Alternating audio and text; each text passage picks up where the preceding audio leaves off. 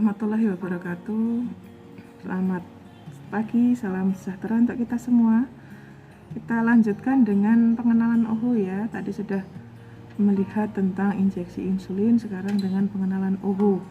Ya, untuk OHO, ya ini kenapa teman-teman harus ketahui, kenapa perawat harus tahu tentang obat hipoglikemik oral ya, atau obat anti diabetes ya, karena ketika kita memberikan obat kepada pasien, tidak hanya kita memberikan obat, Bu ini obatnya Bu, hanya seperti itu, tetapi juga kita harus tahu nih jenis obatnya apa, kemudian bagaimana, kapan cara minumnya, seperti itu ya, karena tiap OHO berbeda ya teman-teman ya.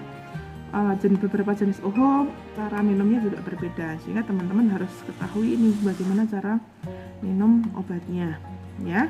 Nah, untuk golongan obat hipoglikemik oral atau OHO itu ada beberapa macam. Yang pertama adalah dia yang mampu untuk merangsang sekresi insulin ya, sekresi pankreas ini terhadap insulinnya, sehingga nanti pankreas distimulus untuk bisa memproduksi insulin lebih banyak lagi. Nah, contohnya adalah sulfonylurea ya. Nah, ini yang paling banyak dijumpai ya teman-teman, termasuk nanti kalau puskesmas, kalau teman-teman menjumpai pasien diabetes itu sering diresepkan obat itu. Nah, contohnya nih sulfonylurea ya, teman-teman bisa lihat. Ini mungkin ya agak kebalik tulisannya ya. Contohnya adalah glibenclamid. Ini yang paling sering diresepkan ya, glibenclamid. Kemudian juga ada glikacid ya, kemudian glimepirid. Nah, ini adalah obat-obat yang golongan sulfonylurea. Di situ nah, kapan diminumnya? Dia diminum sebelum makan. Ya, sama halnya dengan insulin, dia disuntikkan sebelum makan. Ya. Dia akan menstimulus pankreas untuk meningkatkan produksi insulin lagi. Nah, sehingga nanti teman-teman ketika memberikan obat dibaca dulu ini obatnya apa, harus tahu ini obatnya diminum kapan. Seperti itu ya. Oke. Nah, sehingga ketika diharapkan ketika obat ini sudah masuk, kan butuh proses ya, masuk ke dalam lambung, kemudian masuk ke dalam usus halus, masuk ke duodenum, masuk ke villi janjat usus yang nantinya akan diabsorpsi di sana. Ketika ada absorpsi, dia masuk dalam pembuluh darah. Nah, dia akan menghasilkan, setelah masuk dalam pembuluh darah, dia akan mempengaruhi ke pankreas untuk menstimulasi. Jadi butuh proses. Sehingga kenapa kok diminum sebelum makan? Ya, karena setelah makan puncaknya gula darah itu akan naik ketika 30 menit ya. Oke, contoh jenis obat selanjutnya ya adalah dia sensitizer insulin. Artinya apa? Meningkatkan sensitivitas sel terhadap insulin ya. Contohnya adalah metformin. Nah, seperti ini ya, metformin. Nah, metformin ini dia akan berfungsi untuk meningkatkan sel-selnya ya, reseptornya itu lebih sensitif. Ini cocok untuk pasien-pasien DM tipe 2 ya. Jadi pasien dengan DM tipe 2 kan terjadi retensi insulin. Artinya apa? Nggak cocok antar insulin dengan reseptornya, sehingga ini diaktifkan, disensitifkan si selnya dengan metformin. Ini adalah obat lini pertama ketika ada pasien dengan diabetes ya, pertama terdiagnosa dengan diabetes, kemudian dianjurkan untuk modifikasi gaya hidup, dan kemudian metformin sebagai lini pertama. Nah, kapan ini diminumnya? Ini adalah golongan jenis biguanid ya. Nah, ini salah satu contoh mereknya adalah metformin tadi. Dia diminum bersamaan makan ya.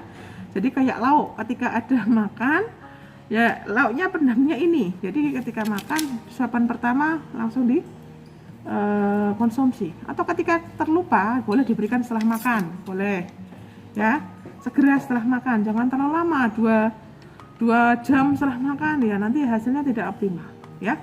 Contoh yang lain apa? Ada rosiglitazone, ada triglitazone gitu ya. Yang paling seringnya ini metformin.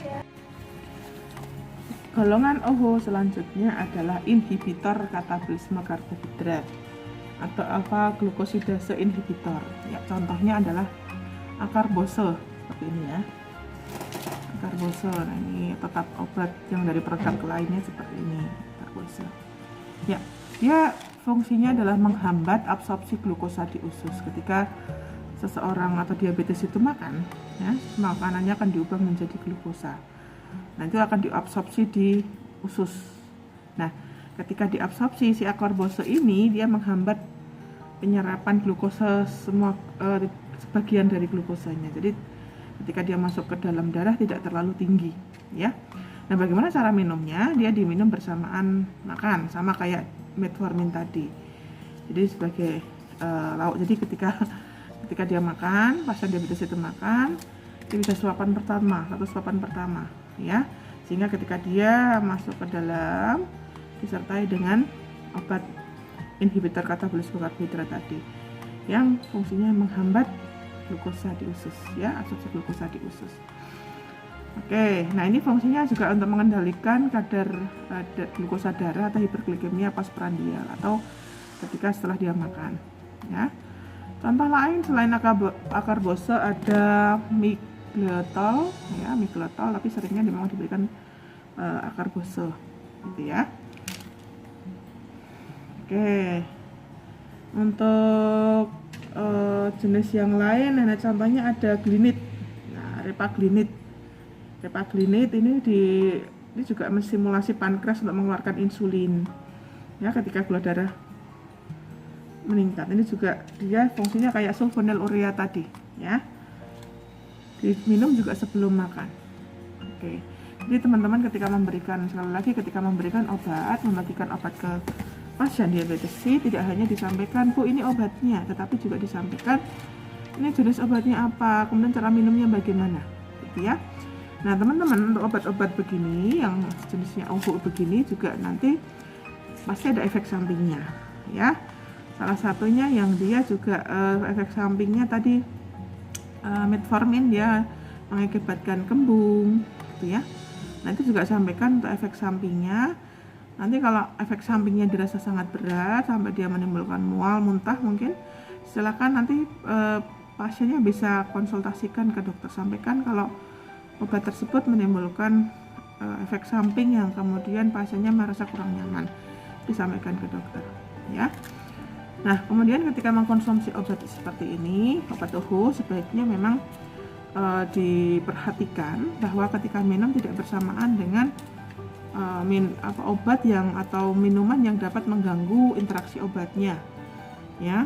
Contohnya misalnya dengan penggunaan minum dengan susu, nah sebaiknya dikasih jeda, ya, karena kan susu dia sifatnya akan menghambat penyerapan terhadap obat, gitu. Atau juga ketika pasien ini kondisinya dia ada dia mengkonsumsi dengan obat yang lain, nah itu konsultasikan juga kita ke ahli farmasi, apakah obat ini ada interaksinya sehingga dia mengganggu ketika absorpsi dengan obat tersebut, ya. Begitu. Jadi untuk pengobatan jangan lupa prinsip 6 benar obat, ya, benar obat, benar dosis, benar cara atau benar rute, ya, benar pasien. Jadi pastikan nama pasiennya, jangan sampai tertukar obatnya, ya. Kemudian jangan lupa juga benar dokumentasi, jangan lupa didokumentasikan setelahnya. Jadi obat-obat oral yang sudah disampaikan atau diberikan ke pasien.